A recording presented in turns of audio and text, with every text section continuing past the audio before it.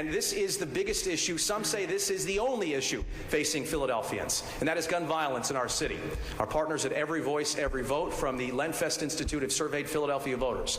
89% of people here in this city said crime is the top priority for the next mayor.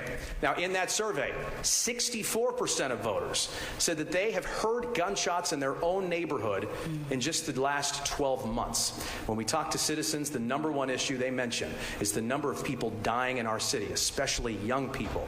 Candidates will have 1 minute to respond to this first round, and my co-anchor Sheba Russell leads us off here on the panel on the subject of gun violence in Philadelphia. Sheba. First of all, I want to say thank you so much for joining us tonight. I know you all have had a rigorous schedule, so we appreciate your time. I know that's an understatement, rigorous at this point. You all had a forum this morning as well. I want to begin with Rebecca Rhynhart. In your most recent TV ad, you pledged to declare gun violence the crisis that it is. Many residents at this point have a hard time believing that one person, one mayor can really make a difference. Your plan, if you were elected mayor, calls for investing in programs that have high success rates in other cities when it comes to stopping gun violence. What are those specific anti-violence programs, and would you roll out any of them on day one?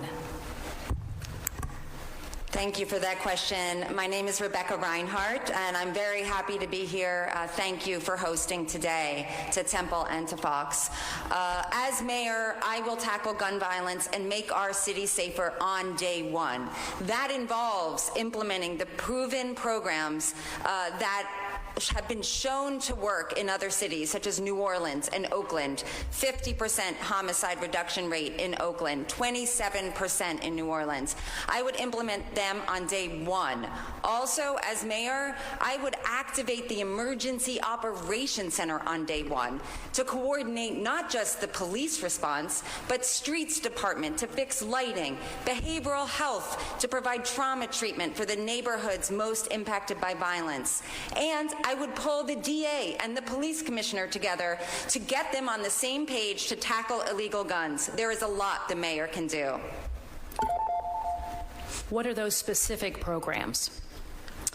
The specific intervention programs that I would enact are group violence intervention, cure violence, and cognitive behavior therapy. The research has found that when those programs are enacted together, focus specifically on the individuals most likely to shoot or be shot, offering them a choice out of the lifestyle. Basically, you have a choice to leave the life of violence, or there'll be consequences. Most pick the way out. That's what works. Rebecca, thank you. Thank you. I want to move on to Helen Gym. Helen, you have said on day one that you would issue a state of emergency on gun violence, and this seems to be very consistent among many of the candidates, that on day one you all would issue a state of emergency, and I think a lot of people are trying to figure out what does that mean, because we are in a state of emergency now. You also said that you would bring together all agencies, that part of the state of emergency means that you would bring together all agencies to solve violent crimes. Again, looking for specifics here, what would that look like exactly? What departments need to be part of the solution now and that you see are not part of that solution? Yes, thank you, and good evening, everybody. I'm Helen Gym. While other candidates on this stage are running for office, I'm actually running to make sure that we change the way people actually live in this city, and that does start with safety in our communities and in our neighborhoods. I've talked about a day one state of emergency that brings all of our city agencies and all relevant agencies together in a common mission for community safety. I've talked about the importance of pulling multiple entities together to talk about solving gun violence, making sure that we deploy more detectives to solve crimes, to fix our 911 response times, and to ensure that we deploy the non-police mental health mobile crisis units that I help create out into communities so that people who need mental health supports can get what they need, and so that our police officers can focus in on solving crime. Helen, thank you. If you could hold the applause, please. Cherelle Parker, as a council member, you introduced a plan on neighborhood safety and community policing. It included many items, including adding 300 police officers, proactive community policing, and better training. We also saw some of this in one of your ads. What would you do on day one to start building trust with people that it is safe to live here, it is safe to go out and have dinner here, it is safe to take the trash out, it is safe for me to send my son or daughter to the corner store, that it is safe to simply walk around? Thank you for the question.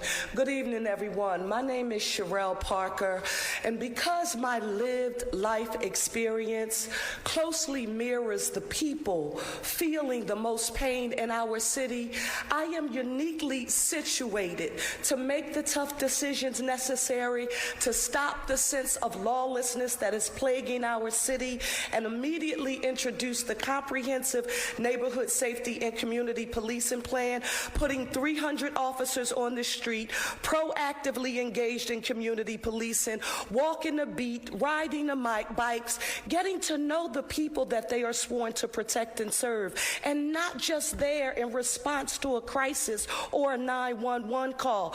We want to build that relationship, and we also want folks to know that there will be zero tolerance for any misuse and or abuse of authority. But a proactive law enforcement presence is a key part of that plan, and I am unapologetic about it.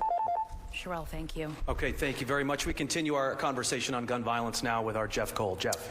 My question is for Jeff Brown. Good evening, Mr. Brown. Mr. Brown, I want to let you know, and the candidates as well, is that Gary Whedon is here. Gary Whedon and his family are here tonight. Gary Whedon's son was 15-year-old Devin. Devin was shot to death on his way to school not long ago. Mr. Brown, the school district reports startlingly that 20 students have been shot to death in Philadelphia since the start of the school year. 100 have been victims of violence in the city, sir. Please tell me specifically what you would do to stop the slaughter of the youngest and most vulnerable people that live in this city, and how quickly you could possibly do that, sir. Well, the first thing I wouldn't have done is defund the police like all the council people on this stage tonight. Now, we have to go and hire the people that they let the ranks dwindle. We're short 1,500 officers. There's no visible police presence on our streets. We need that. We also have 1,700 violent individuals that we haven't prosecuted because we don't have the evidence. We need to add forensics. The mayor put it in his budget this year to upgrade forensics and gunshot cameras, so we can go prosecute the very relatively small percentage of our population that is known to be violent and they belong in jail. I'm sorry, sir. Is it your claim that they all defunded the police? There has been a whole number of people simply leaving the police department for all sorts of reasons. It's your belief that every one of them sort of walked away from funding in this city? The 2021 budget, they all voted for it. It all reduced the police budget at a time of a crisis. I'm sure we'll hear more about that. My next question is for Eamonn Brown. Mr. Brown. Hello. You've offered your personal story, including being shot when you were 14 and living in a home often without heat, is important to your ability to lead this city. Please explain, sir, how those experiences, and we value them, but how those experiences prepare you to save the life of 15-year-old Devin killed on his way to school in this city. Well, first and foremost, my lived experiences qualify me. And with those qualifications comes a strong public safety plan, which will include boosting the morale on day one by hiring a new police commissioner, removing violent criminals off the street, prioritizing warrant enforcement, making ski masks illegal, increasing lighting in critical areas, working cameras in high violent crime areas, creating NPOs, which is neighborhood police officers, who will be charged with boosting and building the relationship between cop and community,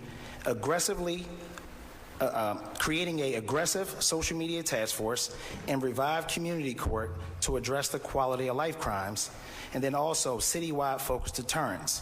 Because if we had these things, maybe I wouldn't be standing here with a bullet lodged in between my ribs. So my lived experiences give me a seat at the table to solve this problem. I want to be clear here. You've just said that you would not reappoint Commissioner Danielle Outlaw to lead this police department.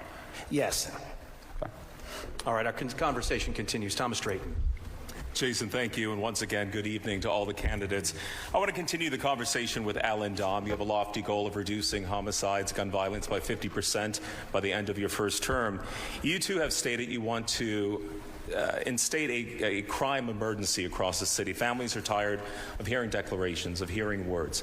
What specifically would that declaration mean? And moving forward, would you use all resources, state and federal, including calling in the National Guard? Feel free also to respond to funding the police. Okay, thank you for that question. And I also want to thank the Temple University for hosting tonight. And Temple holds a special place in my heart because I took all my real estate courses at the Temple Real Estate Institute. And I used to teach at the Institute back in the 90s, so Temple's special to me.